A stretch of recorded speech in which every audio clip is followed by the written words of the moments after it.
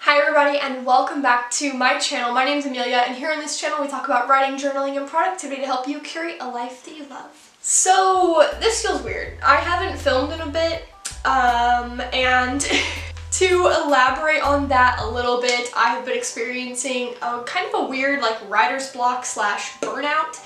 I did mention that in my newsletter, so if you guys are not subscribed to my newsletter, you totally should, because I will explain a lot of things that's going on in my personal life in that newsletter, and I also share journaling prompts that I don't share anywhere else. So this last newsletter I sent out journal prompts that helped me with getting out of a rut or finding motivation. So yeah, did that. Check it out if you want to learn more about me, what's going on, and gain some additional journal prompts. However, for today, we are doing a totally different topic for the video, and as you may have seen from the title, thumbnail, and all the other good stuff, it's about scrapbooking tips. Now, this particular topic was actually requested by one of you guys. I'll put it up on the screen, and it's a really good idea, and it's something that I needed to do. You know, I've been scrapbooking for a while, and I thought, now's the time to share how I go about it, my tips, and what I do to make scrapbooking more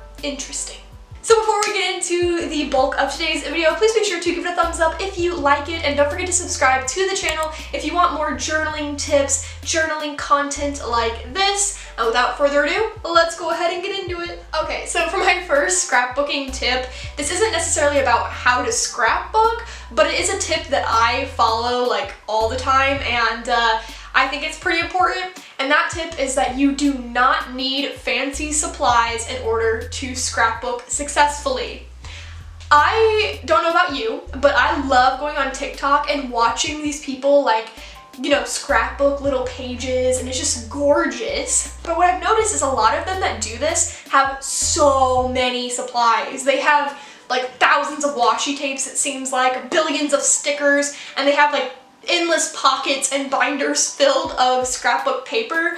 I don't have that. To give you perspective, the top two drawers of that dresser in the middle, that's my scrapbooking supplies, and then I have a little shoebox, literally a shoebox, with some other things, things that I use more often, like certain markers, washi tape, stuff like that. While I do admire these people and I wish my collection could be that big, I also recognize that it's a lot of money and it is a lot of effort and time, and it can be kind of overwhelming if you have so much, and I just don't believe you need all of that in order to scrapbook successfully. One of the things I do personally to get the kinds of scrapbook things that I really love is I use Canva. So you've probably seen in a lot of my scrapbook videos where I'm like, oh yeah, all these little images are from Canva, or I'll put it in the description all additional images are from Canva.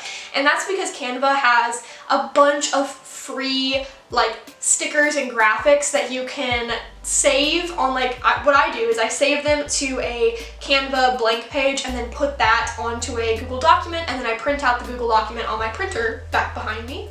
And yeah, now I do have to pay for ink, but fortunately my printer is pretty efficient, and so I don't buy ink that often.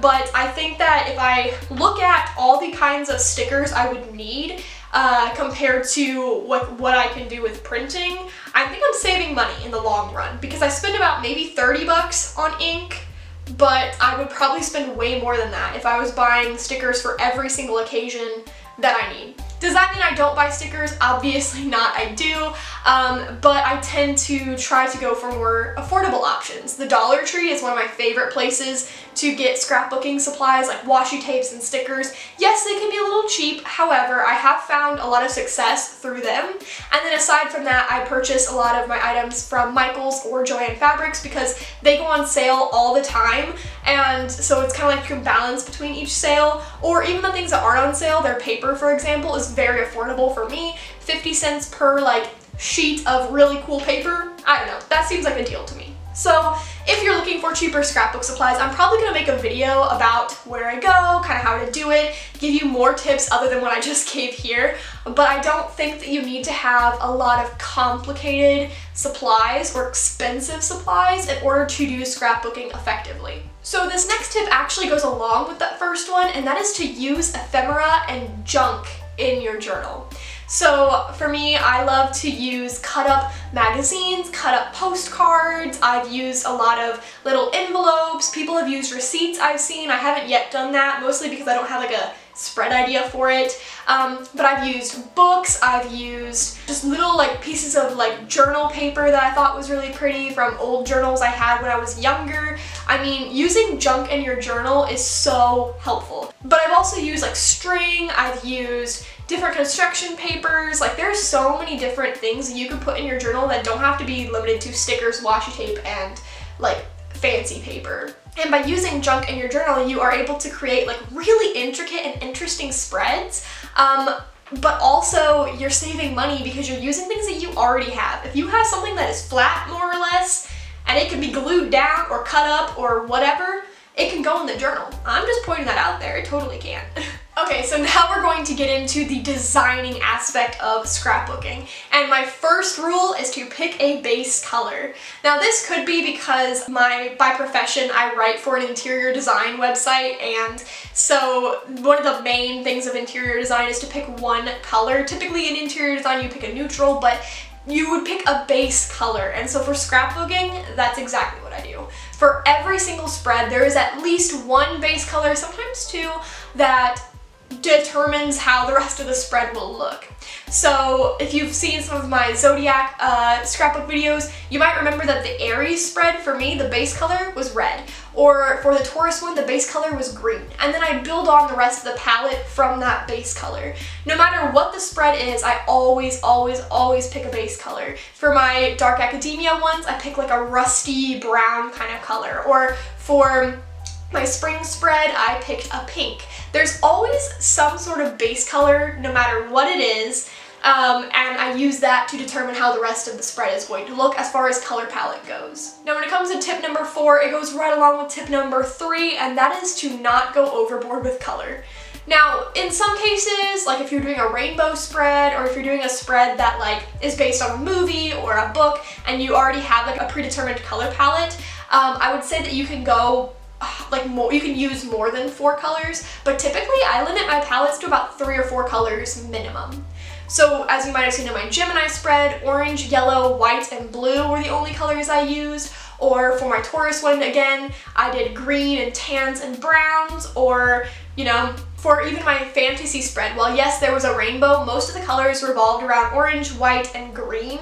So it kind of depends on what your project is. Obviously, I did use a rainbow in that one, so that is an example of how you can use pretty much every color in the rainbow on a spread. However, the idea is to keep it minimal and cohesive, because if you add too many colors, it can look really chaotic. Now, sometimes that's exactly what we're going for. I think if I did a pop art spread or like a mid-century kind of like art spread, I feel like that would be very vibrant and have a lot going on. Maybe a psychedelic spread would have even more going on, but typically I try to limit my spreads to about 3 or 4 colors, just because it is easier on the eyes, more visually appealing, and easier to manage. Now when it comes to tip number 5, my best advice here is to break the status quo.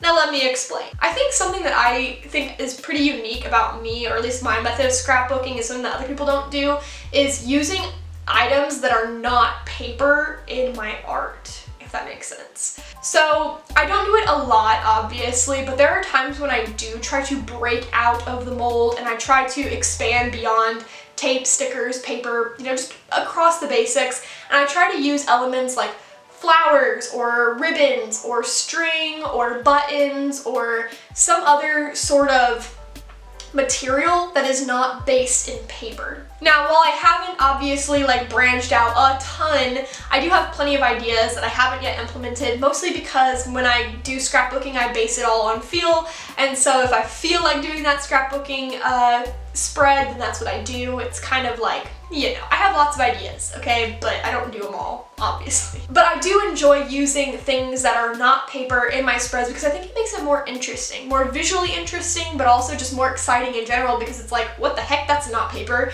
And it does bulk out your journal a little bit, which I really enjoy. So I like doing that. I do see a lot of people like kind of sticking with the basics. Maybe they do use those like little wax cubes, which I don't have and I want so bad, or they'll use like little flowers and stuff in their design, but I think you can go beyond that and use items like buttons and fabric and string and maybe beads even, like in your art, to really create this three-dimensional scrapbooking sort of look. So I highly encourage you guys to try it out. Obviously not everything is going to work to like according to plan, but it is fun to experiment with things, and I am looking forward to doing so in the future.